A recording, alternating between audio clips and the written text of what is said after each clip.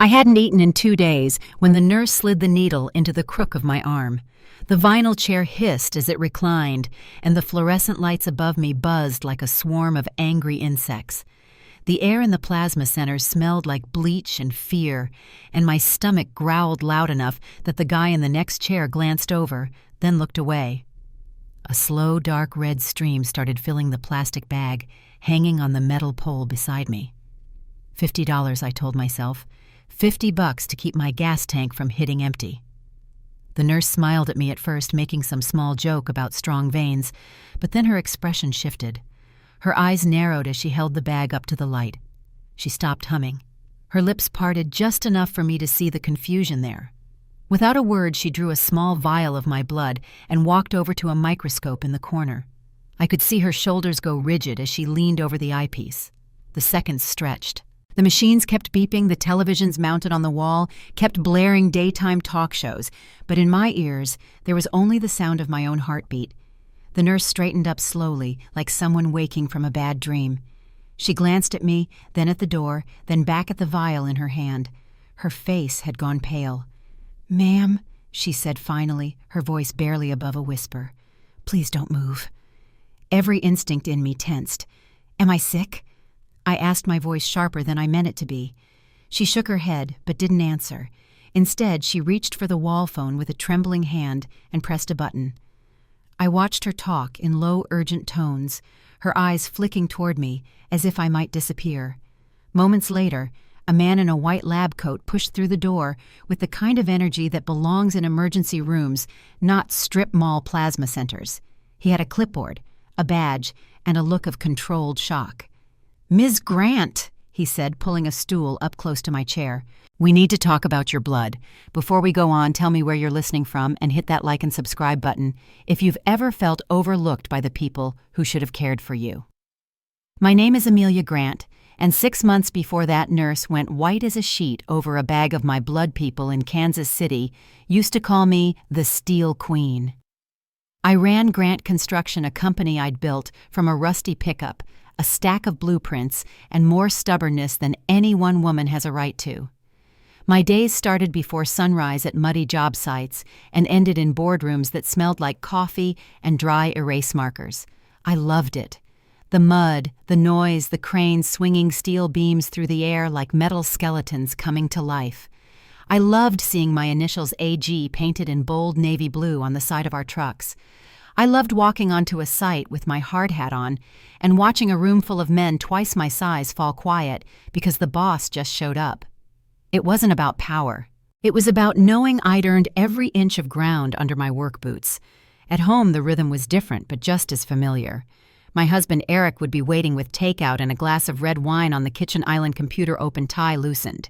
He liked to say he married the storm and the skyscraper all in one woman. We didn't have kids, not for lack of trying, but we had plans: retirement land by the lake, maybe a condo somewhere warm, a life built on everything I was sure we'd keep growing. My little sister Mel lived 3 hours away with her husband Brian and their 2 kids in a neat subdivision where every house looked like it came out of the same catalog. She was the normal one: PTA meetings, bake sales, soccer practice. The kind of life I used to roll my eyes at and secretly envy when the job site radio crackled with bad news and city inspectors breathed down my neck. The favoritism in our family was subtle, but it was there. Growing up, Mom and Dad fretted over Mel's scraped knees and school plays while telling me, "You're tough. Amy, you'll be fine." When I bought my first dump truck cash, Dad nodded once and said, "That's my girl." But when Mel posted a picture of her kids matching Christmas pajamas, Mom wrote a paragraph-long comment about what a perfect mother she was. I got respect. Mel got soft arms around her and sighs of pride. I told myself I didn't need the soft parts. That respect was enough. The job that broke everything started like a victory lap. Riverbend Plaza, a sprawling old mall on the edge of the city, was scheduled for demolition and rebuild. $25 million, 3 years of work. A contract that would lock Grant Construction in as the go-to name for every big project in the region. My project manager swore up and down that every utility line was cleared. Gas, water, electric signs stamped confirmed. I trusted him. I trusted the paperwork. At 10:13 on a gray Thursday morning, I was in the site trailer reviewing load schedules. At 10:14, the ground shook like a freight train had hit us head-on. There was a flash of white light, a sound like the world ripping in half, and then the windows exploded inward. I hit the Florier's ringing lungs, burning. When I staggered out, the south wing of the old mall was a column of fire. Sirens screamed from every direction. By some miracle, nobody died. But the next morning, the headline on every local station said the same thing in different words: negligence at Grant construction site. Reporters parked their vans outside my office. The city gas company pointed fingers.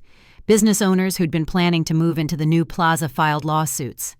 My insurance agent, a smooth man in a navy suit, slid a stack of policy documents toward me and tapped a tiny paragraph with one manicured finger.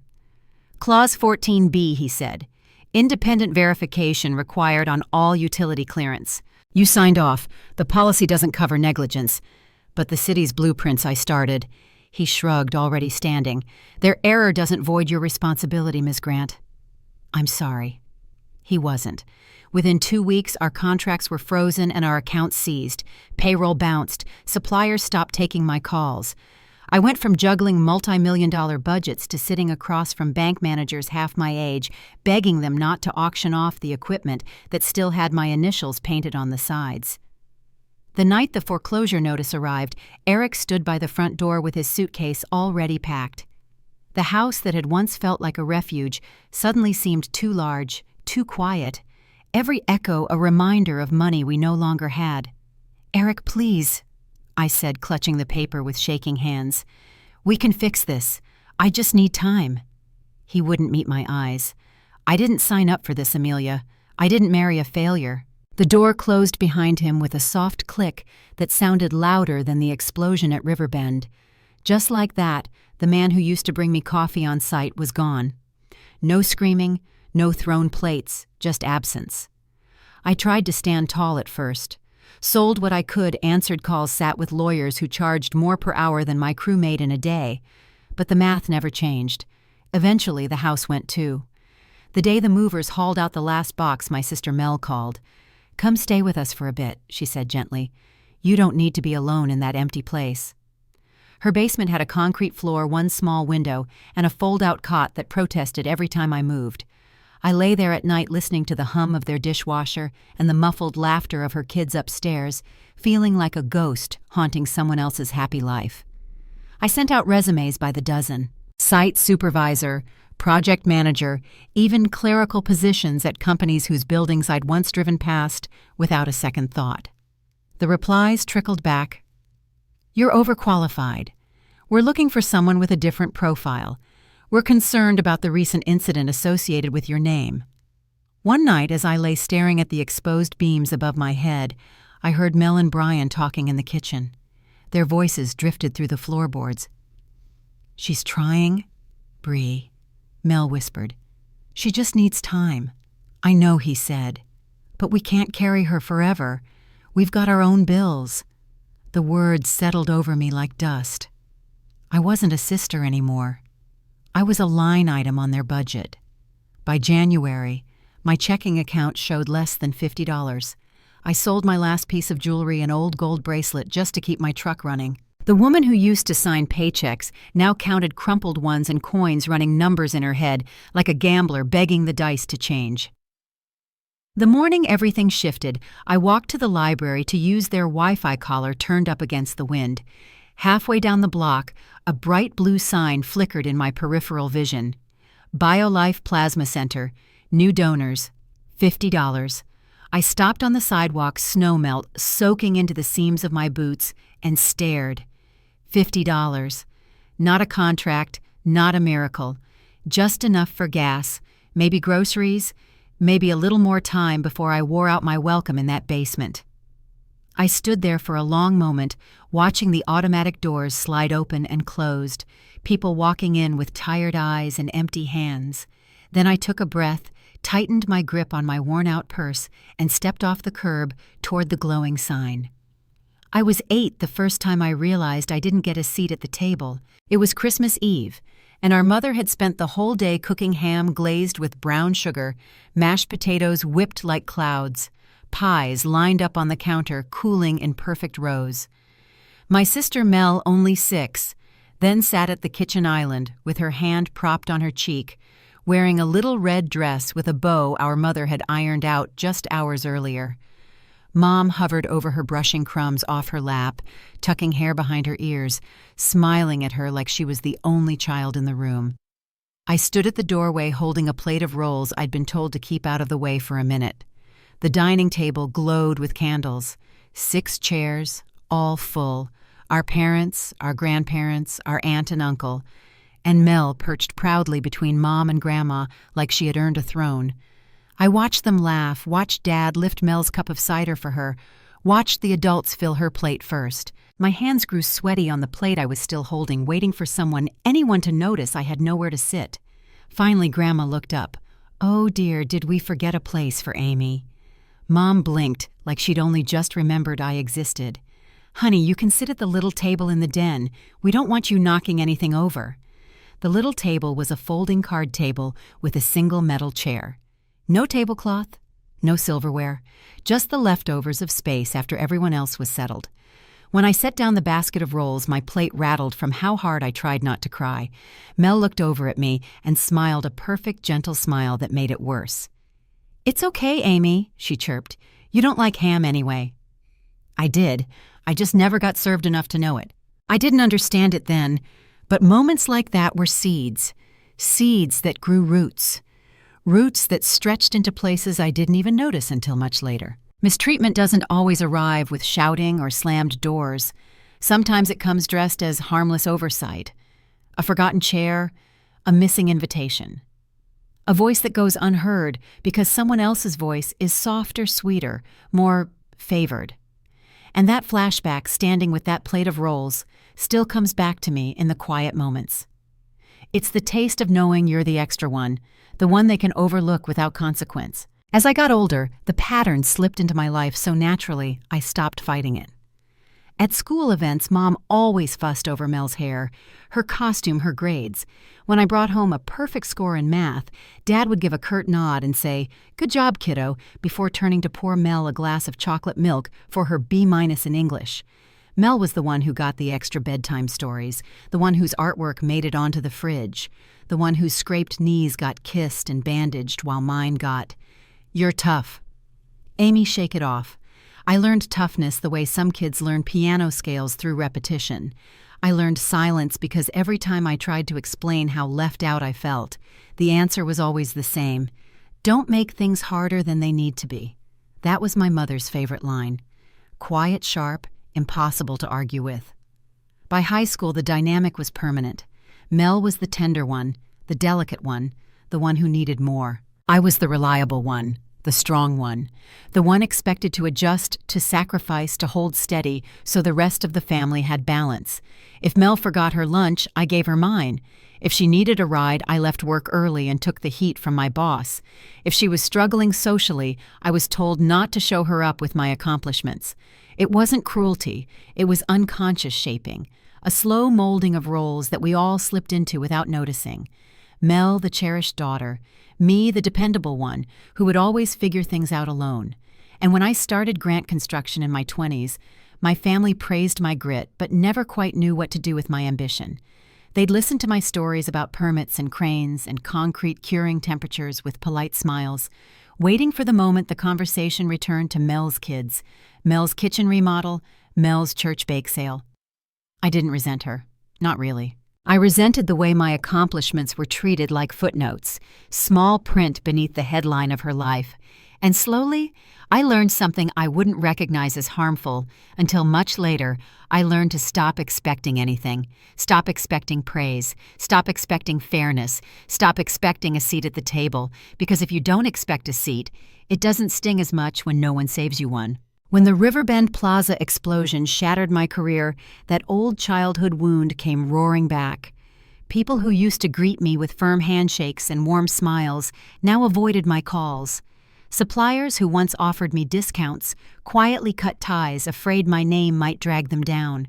Former employees I had mentored slipped away without a word, taking jobs with competitors who welcomed them with open arms. But the worst part wasn't business. It was personal. It was the night Eric packed his suitcase, standing in the doorway with the porch light behind him like a halo he didn't deserve. "It's not my job to save you, Amelia," he said. "I didn't sign up to carry you." The words echoed the unspoken truth I'd lived with my whole life. I was the one expected to be strong, surrounded by people who assumed I'd bounce back because that's what I'd always done. No one ever stopped to wonder whether I had the strength left to keep pulling myself up. And when I crawled into Mel's basement with nothing but a duffel bag and a folding cot waiting for me, it didn't feel like a fresh start. It felt like returning to the card table in the den. The same tiny space, the same low expectations, the same unspoken belief that I could endure whatever scraps were left. Mel tried. She really did. Her warmth was real. But even warmth has limits. I would sit at her kitchen counter in the mornings while she poured cereal for the kids, scrolling through job postings that treated my decades of work like a red flag. The kids would run circles around the table while she shouted gentle reminders about shoes and backpacks, and for a moment I would feel invisible again, like that child with the plate of rolls. Brian was polite, but polite isn't the same as welcoming. He carried the weight of our grocery bill on his face. He noticed how little gas was in their second car after I borrowed it. He paid attention to how many loads of laundry I ran. Those weren't accusations. They were quiet, careful observations enough to remind me of my place. And I felt myself slipping back into an old version of me, the one who learned not to ask for anything, not to make noise, not to take up too much space. I became an adult eating alone at the card table again. It's a strange thing how the body remembers what the mind tries to forget. Every time I heard Brian mutter about unexpected expenses, my chest tightened the same way it did when Grandma realized there was no seat for me. Every time Mel said, "Just a little longer," Amy, it felt like Mom's gentle pat on my shoulder, telling me I was strong enough to manage with less. Every time another job rejection landed in my inbox, I felt like I was carrying the family's expectations again, bending under the weight of being the reliable one. The past wasn't past at all. It lived in the way I apologized before speaking, the way I minimized my needs, the way I took whatever space I was offered and thanked people for it. Even when the space was a basement with a cold floor and a cot that groaned. I had built skyscrapers, actual skyscrapers, but I knew how to fold myself into corners when life demanded it. That's the thing about old wounds. They don't reopen, they widen. And as much as I wanted to believe I landed in Mel's basement because of bad luck deep down, I knew the truth was older. I had been trained quietly, subtly, and over years to survive on less. Less attention, less help, less room, less hope. So when the world collapsed, I did what I had always done. I made myself small. Small enough to fit inside someone else's leftover space. But something had shifted inside me without my noticing. Something that had been tight for decades had begun to fray. Because one morning in late January, as I sat at the tiny basement desk, scrolling through job listings I knew I wouldn't get, I heard Brian upstairs sigh heavily and say, "We need to figure out how much longer this can go on." And for the first time in my life, the old script didn't fit. I didn't nod quietly. I didn't shrink. I didn't tell myself they were right. Instead, something sharp and unfamiliar flickered to life. A thought I'd never allowed myself to think fully. Maybe I deserved more than this. And I didn't know it then, but that quiet shift, barely a spark, was about to collide with the discovery at the plasma center. A discovery that would tear open everything I thought I knew about myself and reveal the truth that had been buried for decades. The truth that was already on its way toward me faster than I ever could have imagined. The first thing I noticed was the nurse's eyes wide fixed, unsure whether to blink or run. She held the vial of my blood under the bright lamp, and the color drained from her face as if she were watching something impossible swim inside the glass. She swallowed hard, then set the vial down with a careful, deliberate movement that made the tiny clink echo across the room. She turned, caught my gaze, and froze. Before I could speak, she rushed out through the swinging door. The hallway outside filled with the sound of hurried footsteps, papers rustling, someone whispering, "Already called, she's here." Then another voice, lower, steadier, answered, "Yes. Tell them to move, we don't have much time."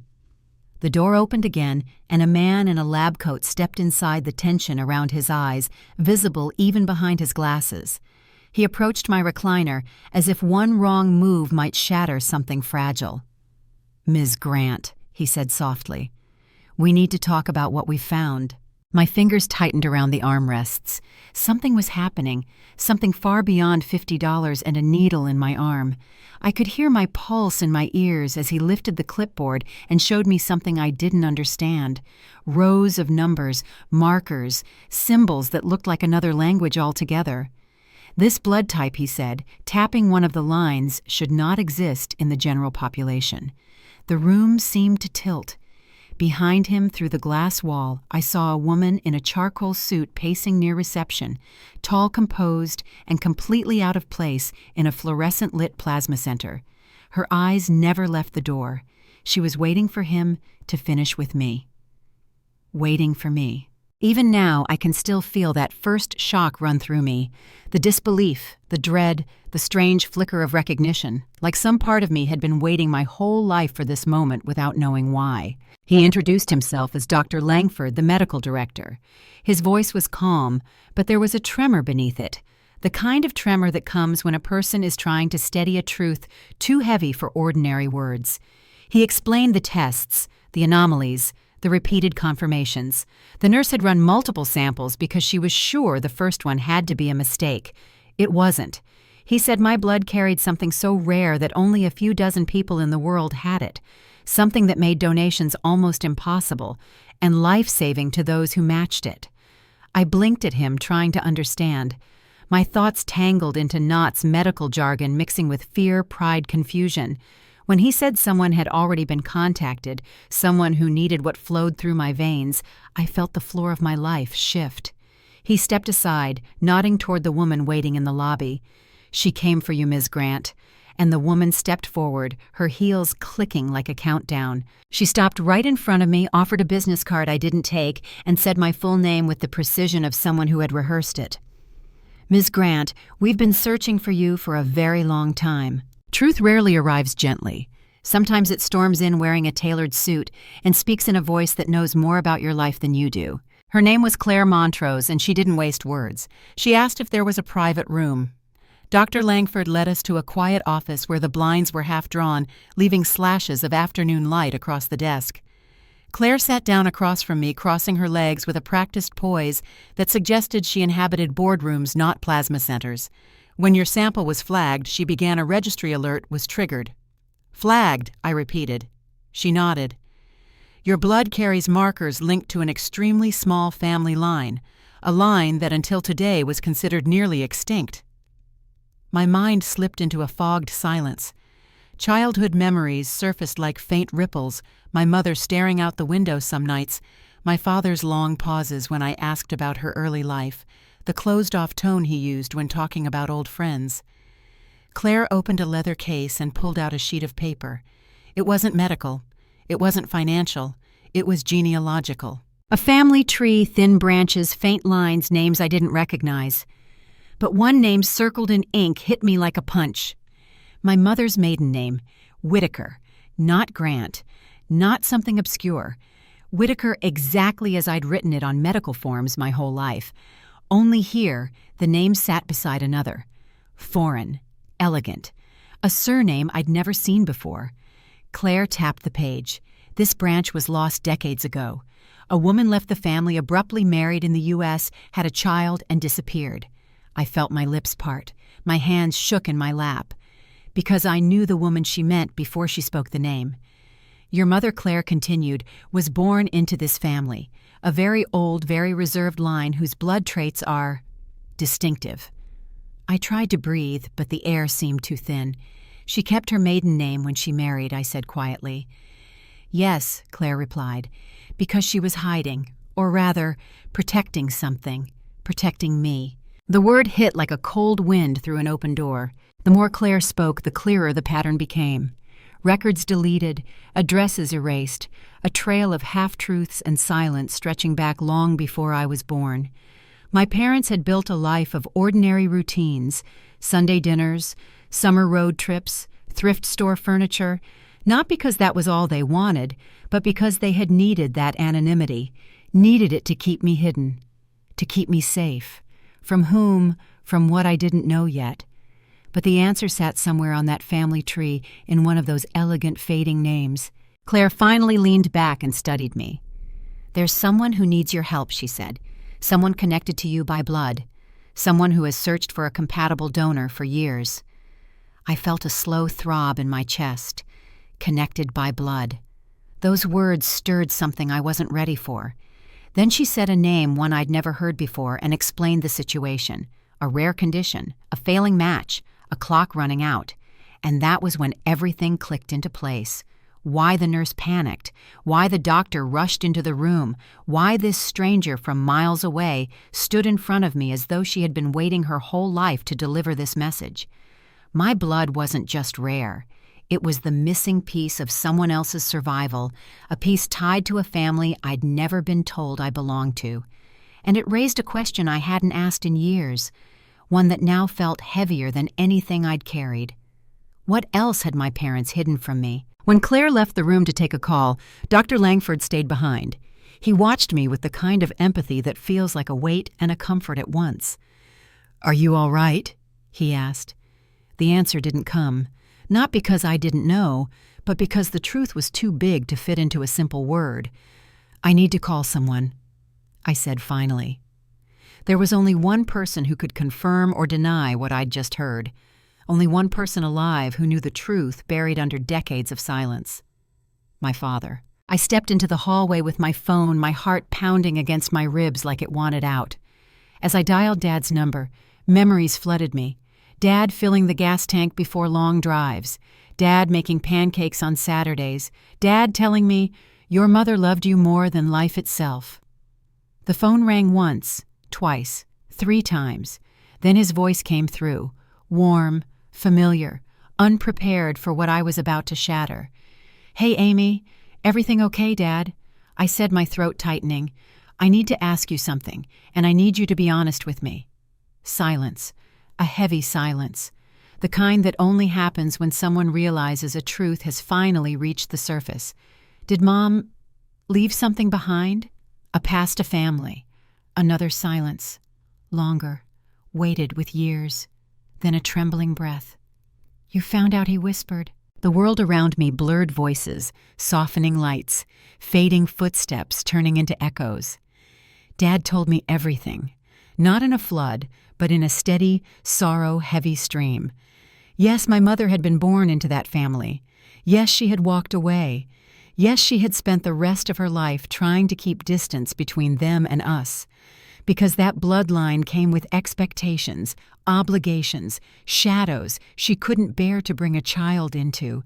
She wanted you to have a normal life, Dad said. She wanted you free of all that. My knees nearly buckled. Because now I understood something cruel and clear. My whole life, I thought I'd been overlooked, ignored, left to fend for myself. But maybe I'd been hidden so well that even I didn't see the truth until I bled for it. When I hung up the phone, I felt a shift inside me, like a long-locked door cracking open. I walked back into the office where Claire waited. Her expression softened when she saw my face, as if she knew the conversation I'd just had.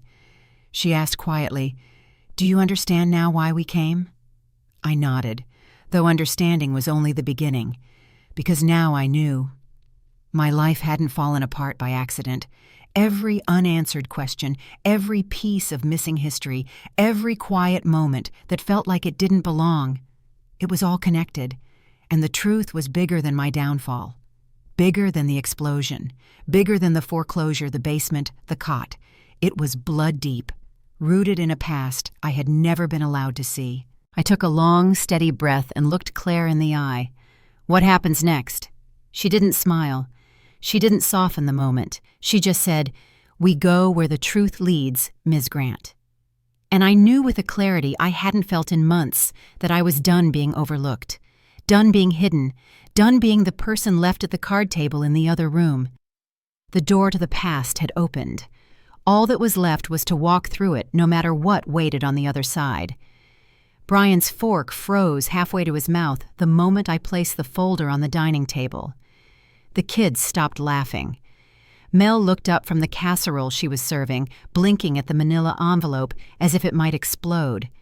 I stood at the head of the table, hands steady for the first time in months, heart pounding loud enough that I felt it in my fingertips. "I need everyone to hear this," I said. Their eyes followed as I removed the single sheet of paper from the folder, the document with Mel's handwriting unmistakably looping across the bottom. I laid it flat in the center of the table. The room went so still I could hear the hum of the refrigerator behind me. Brian set down his fork.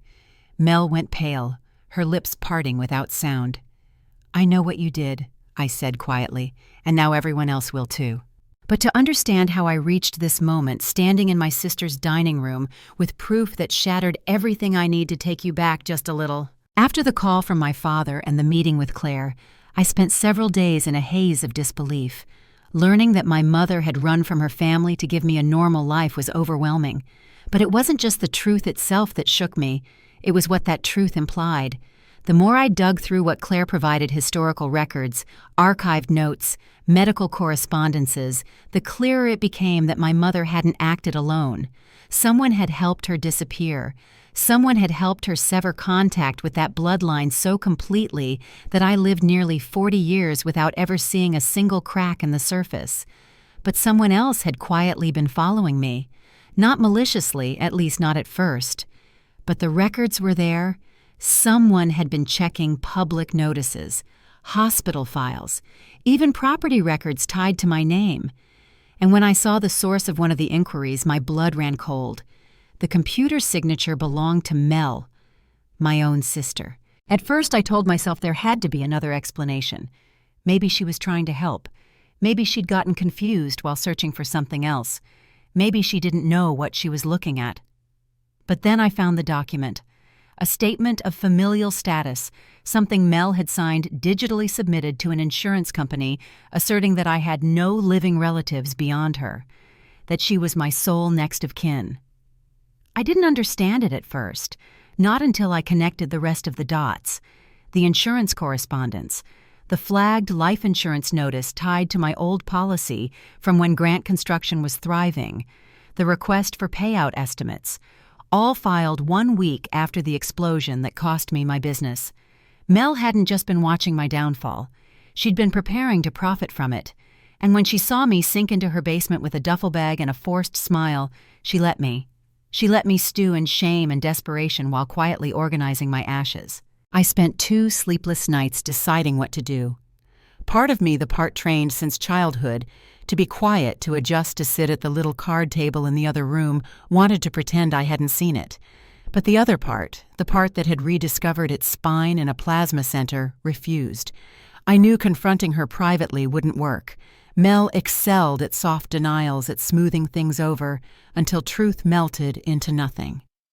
No, this had to be done in front of the one person she answered to her husband, Brian, the financial hawk of their house, the man who balanced every checkbook and watched every dollar, the man Mel would never risk disappointing. So I waited for Sunday dinner, the weekly ritual where the family gathered around that oak table, bowls of food, steaming kids, chattering, and conversations looping through the safe territories of work-school weather. Brian always carved the roast. Mel always fussed over the salad. Everything always looked perfectly normal until I arrived. When I walked into their dining room that night, everything looked exactly as it always had. Except for me. I didn't walk in small. I didn't slip quietly into a chair. I placed my purse on the counter and kept the folder tucked under my arm like a shield. They made room at the table, but for the first time in my life, I didn't sit. I waited until everyone had food on their plate. Until Brian lifted his fork. Until Mel relaxed enough to think the evening would be ordinary. Then I placed the folder on the table and slid it toward the center with the same calm precision I used to slide blueprints across a boardroom desk. "What's that?" Brian asked. "Proof," I said. Mel's hand jerked. The salad tongs clattered onto her plate. Proof of what she whispered. I opened the folder. Inside was the printout of the document she had submitted. Her signature, her date, her claim that she was my only next of kin. Brian leaned forward, frowning. "This isn't funny, Mel." I don't know what that is," she stammered. "Oh, you do," I said softly. "You accessed my life insurance file. You requested payout information. You declared me without relatives. You did all of that 1 week after the explosion." Brian's eyes snapped toward her. "You did what." Mel lifted her hands, palms up, her face flushing. "Brian, I didn't mean—" "It wasn't like that. I was just worried." I reached into the folder again and pulled out the second page, the email trail showing she'd attempted to remove my ex-husband Eric as beneficiary and replace him with herself. Brian's face hardened. The kind of harden that comes before something cracks. The kid sat frozen, unsure whether to breathe. "Why would you do this?" Brian demanded. Mel shook her head violently, her hair swinging. I thought Amy wasn't going to make it. I was trying to make sure someone responsible handled things. If I died," I said. Her voice cracked. "No, I didn't want Eric to get anything. He left you. He didn't deserve. I was trying to protect you." I leaned in. "Then why didn't you tell me?" Her mouth opened and closed like a fish, gasping for air. She had no words. Because the truth was right there. She hadn't expected me to make it through the lawsuits, the foreclosure, the humiliation. She hadn't expected me to survive, and she'd positioned herself to catch what fell. Brian rubbed his forehead, disbelief turning into anger. "Melissa, this is fraud." She wilted. "No, Brian, please, you don't understand." "I understand perfectly," I said. "You assumed the worst. You prepared for it, and you hid it from me because you knew exactly what you were doing." She covered her mouth with her hands, tears collecting but not falling. "Amelia, I was scared." I nodded. "So was I, but I never once tried to benefit from your fear." Then came the twist I hadn't expected. Brian stood abruptly, not at Mel, at me. "There's more, isn't there?" he asked quietly. "You didn't bring a folder for just this." I met his gaze. He wasn't angry. He was bracing. I reached into my purse and took out one last document, the email thread between Mel and Eric. My ex-husband. The man who had walked out the night I lost everything. Brian's jaw tightened. Mel's eyes widened in panic. "What is that?" Mel whispered. "This," I said, setting the pages gently on the table, "is the conversation you had with Eric while I was sleeping in your basement. You two discussed selling my old equipment behind my back. You asked him where I kept the titles. You asked him how much he thought you could get for my truck." Brian inhaled sharply, a full, stunned breath that said he had just watched the ground beneath him give way. Mel grabbed the papers, eyes darting frantically. No, I wasn't. It wasn't." He reached out to me. "He was asking about the company, and it wasn't—" "Brian, please." Brian stepped back from her as if he didn't recognize the woman in front of him. "You were planning to sell her things she bought with her work, her sweat, her life." Mel shook her head, sobbing now. "I wasn't going to do it. I swear I wasn't. I was trying to keep us safe. If she couldn't get back on her feet, everything would have fallen on us, and I panicked." "No," I said gently but firmly. "You didn't panic. You planned." Her shoulders collapsed inward. The room fell quiet except for the low hum of the overhead light. The kids stared at their plates, not understanding but sensing everything. Brian stared at the woman he'd built a life with, his face drained of color. Mel stared at me as if the world had ended, and for her, maybe it had. I gathered the documents from the table slowly, carefully, as if closing a chapter that had waited too long to be written. "I came here tonight to say one thing," I said. "I will always love you, Mel. You're my sister, but I will not let you harm me again. Not with silence, not with signatures, not with fear disguised as concern." She covered her face with both hands and sobbed harder. "Please don't leave," she whispered. "Amy, please." But I had already made my decision. I pushed my chair back from the table, the first seat I'd ever taken in that house that wasn't offered reluctantly, and stood tall. Brian didn't stop me. He didn't say a word. He simply looked at me with something like sorrow and something like gratitude. I picked up my coat, my purse, my dignity, and I walked toward the front door. Behind me the room was silent except for one sound, the sharp, unmistakable crack of truth finally breaking open. Mel's sobs. Brian's quiet disbelief. The shattering of the roles we'd all lived in for decades. I stepped out into the cold night air. For the first time in my life, I didn't feel like the girl at the card table. I felt like the woman who finally pulled her own chair back and walked away from the people who never saved her a place. The confrontation was over, but the rebuilding that was only beginning. When I stepped out of Mel's house that night, the air met me like a long-held breath finally released. The porch light behind me glowed faintly, a soft halo, around a life I was no longer willing to shrink myself to fit. My footsteps down their front walk sounded unfamiliar, almost too steady for the storm I had just walked through. The cold night breeze met my skin, but instead of stinging, it cleared something in me. For the first time in years, the world felt wide again, wide and open, as if someone had quietly unlocked a door I hadn't realized was closed. I didn't look back when I reached my truck. I didn't need to. A chapter had ended behind me with the kind of finality that didn't require witnesses. Some endings are explosions. Some are just the quiet click of a door closing. Driving away from that house, I felt the weight of the years I'd spent carrying other people's comfort. The silence inside the truck was almost tender, like the world letting me sit with my own breath, my own thoughts without apologizing for once. And somewhere between their street and the highway, I knew exactly where I needed to go next. 3 days later, I signed the papers reclaiming ownership of the equipment yard that once housed every truck and tool Grant Construction had ever owned. The bank officer looked startled when I walked in with the cashier's check money from accounts tied to a family I was still learning to understand, but money earned by my courage just the same. "This all yours?" the officer asked carefully. "It always was," I said. The lot had been abandoned since the lawsuits.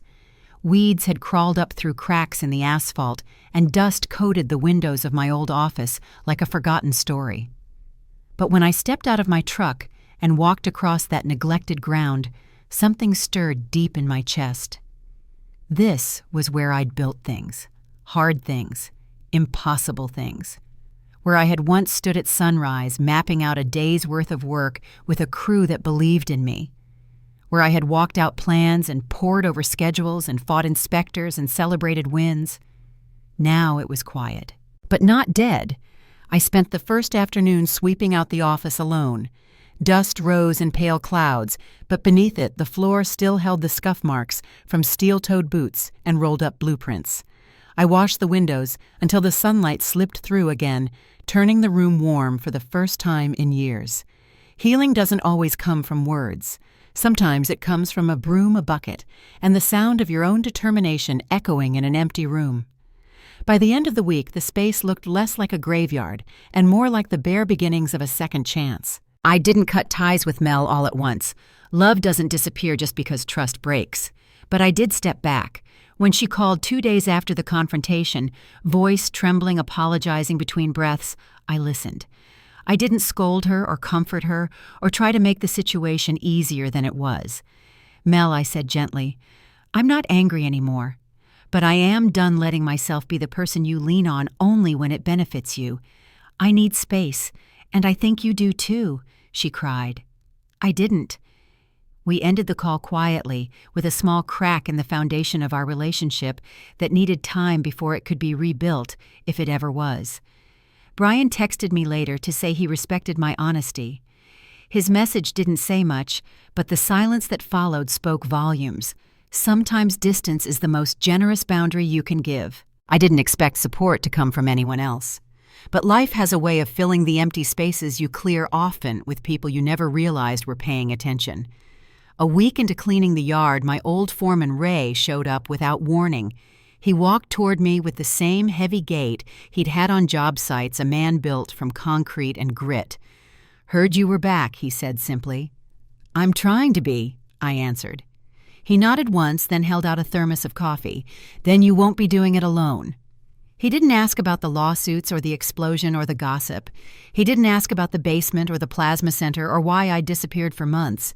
He just handed me a pair of work gloves from his truck and began hauling out rusted tools with the calm efficiency of someone who believed in me long before I believed in myself again. A few days later, 2 more former crew members stopped by. Then a neighbor from down the road dropped off a box of donuts. Then someone from the hardware store delivered extra paint just in case. Kindness doesn't always arrive loudly. Sometimes it simply walks beside you, carries a shovel, and says, "All right, where do we start?" By early spring, I had a new vision for the company. Smaller, steadier rooted, not in skyscrapers, but in rebuilding pieces of the world that had fallen apart. Grant restoration, home repair, storm repairs, small renovations for families drowning in insurance battles, work that mattered, work that healed more than just buildings.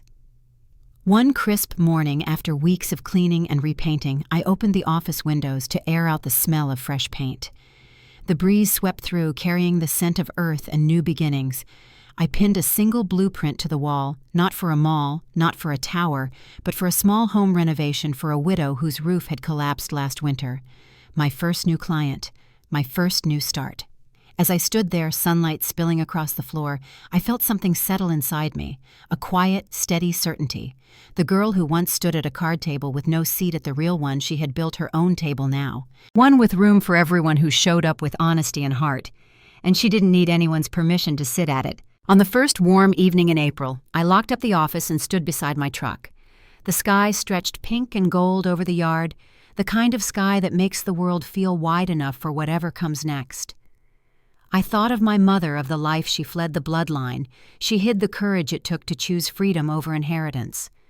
I thought of my father, who protected a truth until I was strong enough to hold it.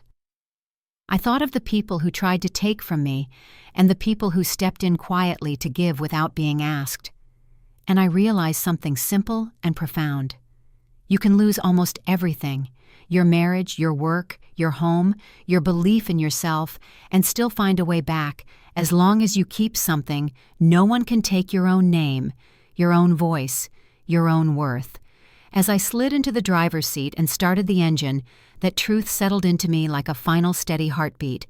Life doesn't give you back what you lost. It gives you something new to build with if you're willing to pick up the tools.